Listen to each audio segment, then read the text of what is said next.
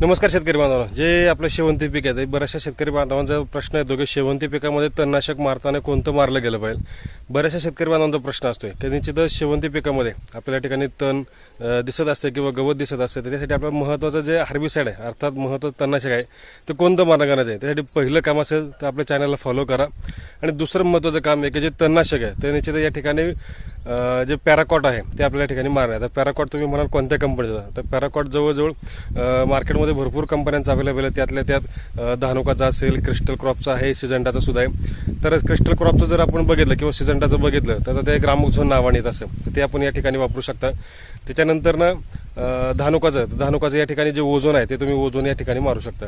जेणेकरून आंतरमधले जे आहे त्यामध्ये येणारं जे तण आहे ते आपण नियंत्रित करण्यासाठी तुम्ही या ठिकाणी जे पॅराकॉट आहे अर्थात ते मारू शकता. धानुकाचं ओझोन आहे ते आपल्याला मारायचं आहे.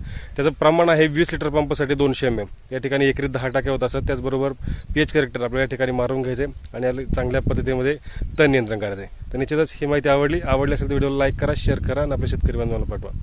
धन्यवाद.